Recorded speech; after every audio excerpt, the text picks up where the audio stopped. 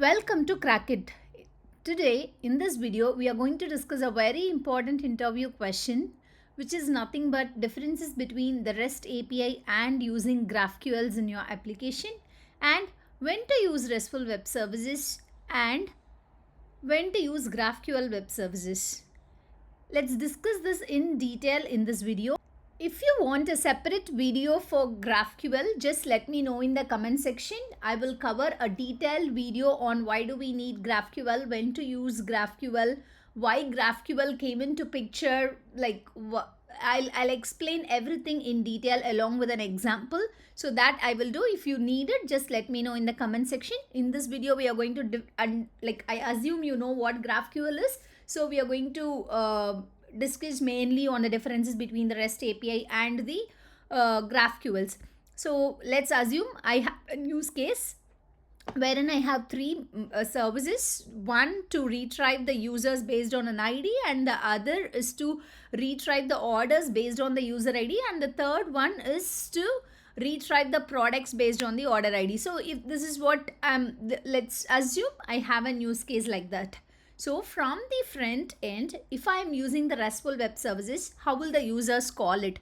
How will my front end call it? So my front end needs to first call the user service based on the ID. Next, the front end must again call my order service based on the user ID, which is my query parameter here. And for each of those orders, again my front end needs to call the products based on the product ID. So this is what my front end is going to do. So this if I am using REST, it requires multiple round trips, which means I'm going to call users first, orders next, and the products as third. So this requires multiple calls to the API, and the coordination logic, whatever it is, the logic that I'm going to implement is based on the client, which is my front end, or in an API gateway if I have an API gateway. So my coordination logic is not on the back end or my APIs. It is completely based on the clients, my front end. My front end is going to call this service, this service, this service, and it is going to have my coordination logic there. Like in recent days, they are using BFF layer as well. Maybe they can have that correlation in that BFF layer, which is nothing but backend for front end. So they may have in that as well. But if I'm going to use GraphQL, do I need all three calls? No, that is not the case. With GraphQL, I can avoid all these network calls. How am I going to avoid it? I'm going to just call the GraphQL API only once, and my GraphQL API is going to return all the information that I want. So how is it? So if I call my GraphQL service with the user ID that I need, then that GraphQL query, that single query is going to return me the orders that is associated with the user and the products that is associated with the order. It's like very simple. With GraphQL, we can avoid multiple network calls, and this GraphQL query will return what the client needs. The client, like meaning my front end needs. Or my backend for front end needs. It does not, my backend for front end or my client does not needs any coordination logic. Why? Because it resolves what clients needs, it combines it and sends it back to the user. That's what the GraphQL is in a simple terms. So I think like I have provided a basic information on how GraphQL works. Now let's go to the differences. When we try to understand the differences between the REST API and the GraphQL based on few aspects. So first aspect that we are going to see is nothing but the service communication. The communication between the services, how it is happening in the REST API, and what is that there is a difference in the GraphQL. So when we see that each microservice in the REST API has its own endpoint. So it will have multiple endpoints, and it will always return the same data when we call that endpoints. And each of those endpoints will access different resources. So in the REST API, I will have multiple endpoints. Like as in our example, if we see like this, we will have multiple endpoints in our REST API. and those endpoints will access different resources. But with GraphQL, that is not the case. I will have only one endpoint like this. I will have only one endpoint, and I will have like my clients will send different queries, and based on those queries, I will send the data of what my client needs. So this is what the difference between REST and GraphQL based on service communication. So when we come to the data structure, what is the difference? So with the data structure, when we use REST API, the clients need to interpret the returned data and they need to format it. Suppose, but with the GraphQL, that is not the case. The client will send the schema, like the client will define the schema on what it needs, and my GraphQL API and my client will have a mutually understood format, which means my GraphQL will always send in the format that my front end needs. So there is no need for my front end to interpret my data.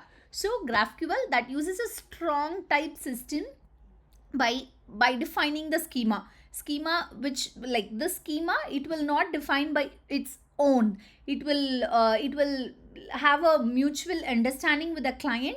Both the client and the GraphQL API, both of them will define the schema and receive, like the client will receive the data in the predetermined format. It's not like they have to go format it. No, like REST API, here the GraphQL itself will return in the mutually understood format. And next comes the retrieval of the data. So with data retrieval, like people, this is like a very important point, because people will say this is the main reason why this GraphQL comes into picture. It is because of this data retrieval. With REST APIs, REST API will always return all the data that it has.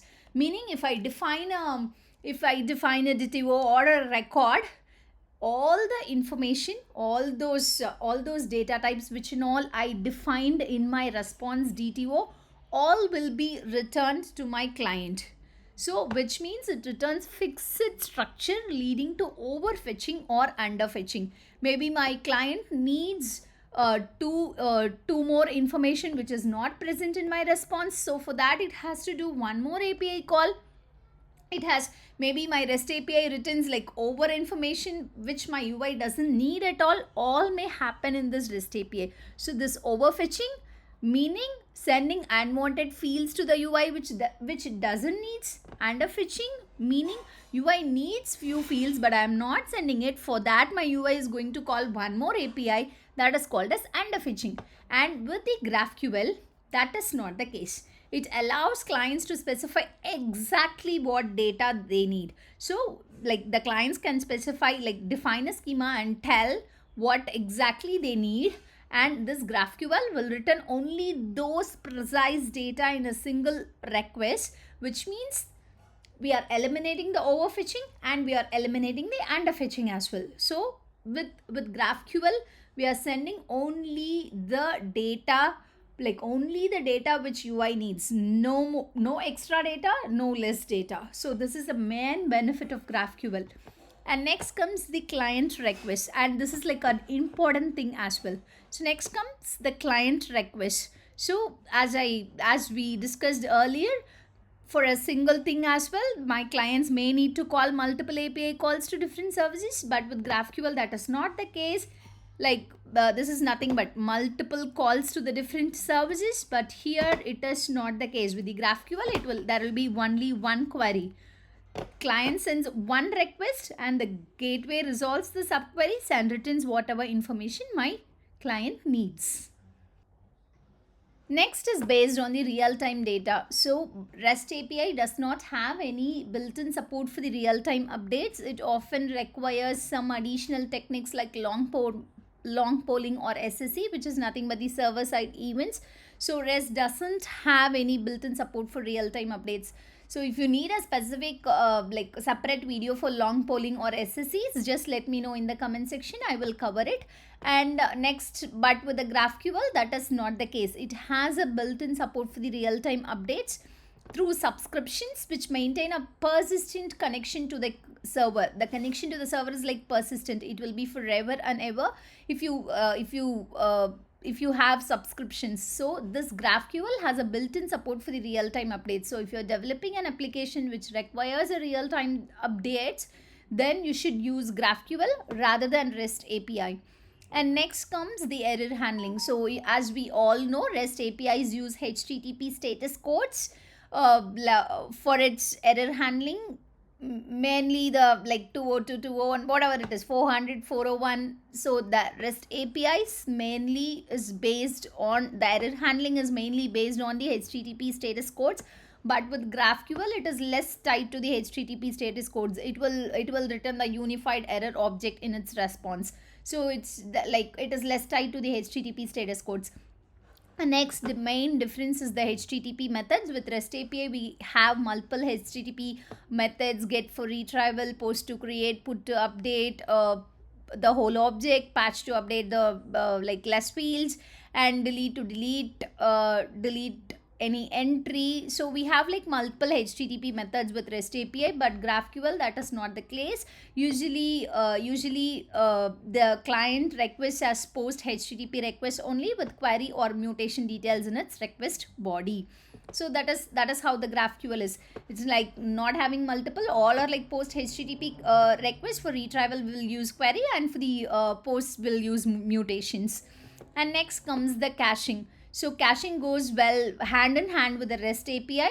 As we all know, like most of the services are still using REST API. If we use caching, it goes easily. Like we can easily cache the information whichever we want using the CDN or at the browser level. That goes hand in hand. But with GraphQL, that is not the case, because we are returning like it has a single endpoint, so we can't save all the data. So it is not goes hand in hand with caching. So due to its single endpoint and with the flexible queries, like the standard HTTP caching is less effective. Even if we have that, no, that will be less effective, because one client may have one query and my second client comes and they may have different queries. So it's not great to cache all the information that I am getting. So it's not that great. Caching works not like well with the GraphQLs.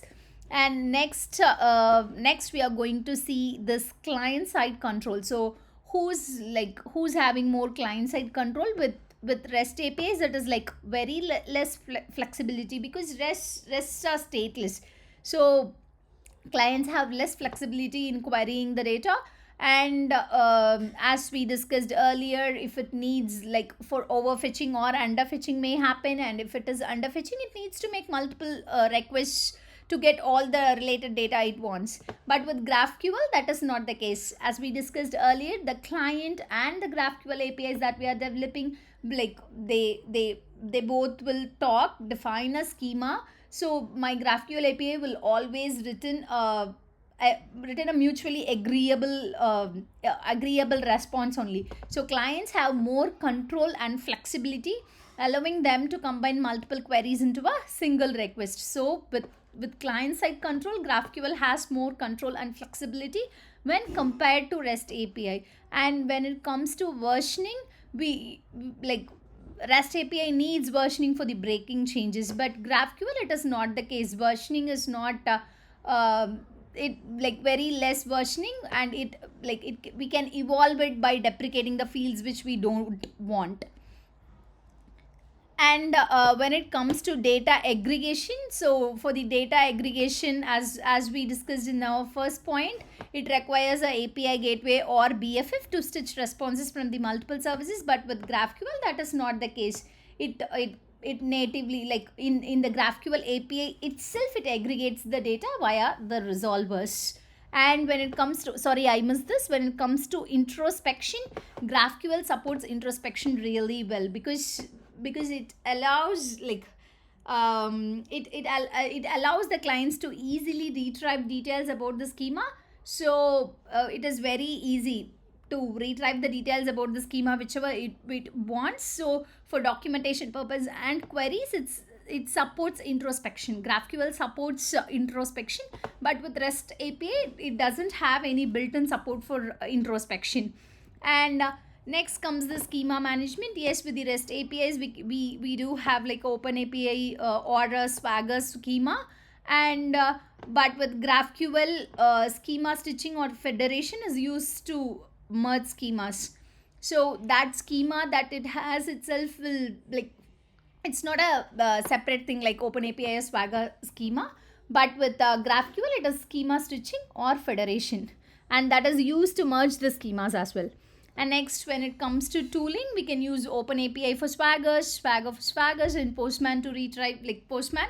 But with GraphQL, GraphIQL and Apollo Studio, these two are new tools, but when we use it, it'll be like very easy. Let me know in the comment section if you want a separate video of the GraphQL. By the time we will cover this tooling thing as well. And if we go to the security complexity, with REST APIs for individual endpoints, we can secure our service. Here in the GraphQL, it will be centralized security layer because we'll have just one endpoint inside it. So we will have a centralized security layer in GraphQL gateway, but with REST API, we have multiple endpoints. So we can secure each, we need to secure each of our endpoint, and we can do it as well. When it comes to latency, which is a major thing in the recent development, with REST APIs, we need to call multiple times, which is like multiple network calls, which results in a higher latency. But with GraphQL, that is not the case. There will be like only one network call, but yes, there will be internal resolvers which might add overhead. But when we talk about network calls, there will be like only one network call. So that's why in the mobile applications and all, GraphQL is good to use because we can avoid multiple network calls. So like when we see when to use GraphQL for mobile applications, we can use GraphQL because with one network call we fetch all the data, and we can display to our users, whoever is using mobile, the information they need in a fraction of seconds by avoiding the network calls. So when it comes to latency, REST API is multiple network calls, GraphQL is like only one network call. So next is when to use the REST or when to use GraphQL. So this thing I have segregated based on the use case. So if you're going to develop a very simple microservice, it's not very complex, less complexity, the data relationship is not like very complex, then it's recommended to use REST only because it is like very less complex.